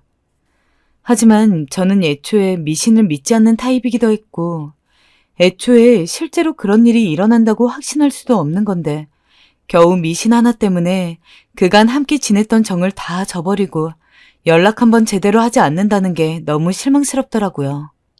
진짜 하다못해 장례식을 못 온다고 치더라도 시기 맞춰서 제대로 연락이라도 해주셨으면 남편은 누나도 오고 싶었을 거다. 근데 아마 주변 사람들이 좀 말린 것으로 보인다며 이야기하면서 워낙 어렵게 얻은 결실이니 이해해달라더군요. 그래, 형님은 이해할게. 그럼 아가씨는? 어머님은? 형님은 그렇다 치고 대체 시부모님이랑 시누이는 왜 연락이 하나 없었던 걸까요? 그리고 형님도 장례식이 끝난 지금은 왜 저랑 안 만나려고 그러는 걸까요? 남편은 이것에 대해서도 답을 아는 눈치였습니다. 근데 그래도 비교적 선뜻 이야기했던 첫 번째와는 달리 이번에는 제가 아무리 캐물어도 이야기를 하지를 않으려고 했죠. 당신이 자꾸 이렇게 나오면 나 시부모님이랑 형님이 뭐라고 하시든 무조건 형님 집에 갈 거야. 내가 진짜 그러기 전에 그냥 당신 입으로 얘기해. 제가 그렇게까지 나서니까 남편이 그제서야 한숨을 내쉬면서 충격적인 이야기를 했습니다. 시부모님이 그랬다고 합니다. 장례식이 끝났어도 저랑 제 어머니랑 너무 각별하지 않았냐. 우리가 어디서 들었는데 원래 그렇게 각별한 사이가 헤어지는 장례식장에서는 귀신도 더 많고 장례식이 끝나도 그 가족한테 귀신이 붙어올 확률이 많다. 그러니까 애를 낳을 때까지 절 안 만나야지 건강하게 출산할 수 있다. 시부모님이 형님 포함해서 시댁 식구들 다 모아놓고 그렇게 이야기를 했다더군요. 난생 처음 듣는 이야기에 어처구니가 없었습니다. 그리고 그 뒤로 다시 한번 왈칵 눈물이 쏟아졌습니다. 애꿎은 남편 가슴을 퍽퍽 때리면서 우리 엄마가 귀신이야? 우리 엄마가 귀신이냐고. 정말 다들 너무하는 거 아니야? 어떻게 그런 생각을 할 수가 있어? 귀신? 참 정말 말도 안 나온다. 정말 그렇게 다 따져가면서 태어난 아이. 내가 얼마나 잘 되나 두고 볼 거야. 하고 저도 모르게 목이 터져라 오열을 했습니다. 솔직히 형님이야 그런 분인 줄 알고 있었지만 시어머님까지 동참할 줄은 몰랐죠. 나는 안 그래도 엄마 돌아가신 것 때문에 너무 힘들고 서글퍼서 죽을 것만 같은데 가장 옆에서 편히 대어줘야 하는 사람들이 위로를 해주기는커녕 이런 말 같지도 않은 이유로 나를 안 만나려고 하고 있다는 게 너무 서러웠습니다. 저는 그 길로 시댁으로 쫓아갔습니다. 마침 시댁 식구들이 모여서 오순도순 과일을 먹으며 TV를 보고 있더군요. 너 여길... 안녕하세요, 어머님, 형님, 아가씨. 다 모여 계셨네요. 모여 계시니 이야기할게요. 어떻게 저한테 그럴 수 있으세요? 저희 엄마가 귀신인가요? 아이 낳을 때까지 절 보지 말아야 한다고요? 아니요, 죄송하지만 저 이런 말 들은 이상 다신 이 집에 왕래 못할 것 같아요. 아니, 민정아, 우리 말은 그게 아니고 너무 걱정이 되니까 우리도 어쩔 수 없이. 시어머니는 그래도 제게 해명을 하기 위해 다가오시더라고요. 근데 웃긴 건 형님이었습니다. 형님은 제가 신발장에서 설마 거실로 넘어올까봐 굉장히 두려워하고 계셨어요. 잔뜩 겁먹은 표정으로 저를 보는데 어이가 없더라고요. 그대로 신발을 벗고 형님 쪽으로 가자 비명을 질러대기 시작했어요. 엄마, 쟤 여기 오지 못하게 해. 쟤 지금 귀신 끌고 들어오잖아. 얼른 나가게 하라고 해. 야, 어딜 와. 꺼지라고 가란 말이야. 엄마, 소금 가져와, 소금. 이 더러운 거사. 형님, 진짜 미쳐도 단단히 미치셨네요. 그러나 형님은 여기서 멈추지 않더라고요. 여기에 이어서 갑자기 부엌으로 헐레벌떡 들어가더니 소금을 가져와 제게 미친 듯이 뿌려대었습니다. 소금이 코에도 들어가고 입에도 들어가고 온갖 군데 들어가는데 상관없이 계속 뿌려대더군요. 고만하라고 남편이 형님을 말려도 소용이 없었습니다. 이 미친 여자를 말리기엔 부족했죠. 전 일부러 그 소금을 다 맞고 서 있었습니다. 그리고 소금이 동날 무렵에 일부러 형님에게 다가가 형님을 꽉 안아버렸어요.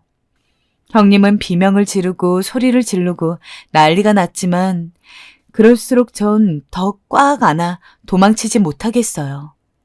나중에 형님이 거품을 물고 쓰러지려 할 때야 놔주었습니다. 그 후 저는 집을 나오며 남편에게 말했습니다. 우리 빨리 새지 말아봐. 나 멀리 이사 갈 거야. 나 죽어도 당신네 가족들 다신 못 봐. 남편은 왜 그렇게까지 생각하냐면서 아니라고 저를 말리려 했지만 저는 단호했습니다. 너무 좋아했고 믿었기에 사실상 그건 저에 대한 배신이나 다름없었습니다. 결국 남편은 제 압박을 이기지 못하고 저희는 시댁에서 멀리 떨어진 곳으로 이사를 갔습니다. 지금 이사 온 지 한 4달 정도 지난 상황인데 저는 지금까지도 시부모님이랑 형님이랑 시누이랑 아무랑도 연락하고 있지 않습니다. 번호도 바꿨고 그쪽 가족 번호도 다 차단해놨어요. 남편이 가끔 이제 한번 얘기 좀 해보라면서 전화 오면 바꿔주려고 그러는데 그것도 다 거절하고 있습니다. 그리고 지금 마음이 무척 편안합니다. 미신을 믿는 건 자유라고 생각해요. 하지만 다른 사람에게 상처를 주면서 평생을 끼고 살았던 가족에게 상처를 주면서 믿는 건 잘못되었다 생각합니다.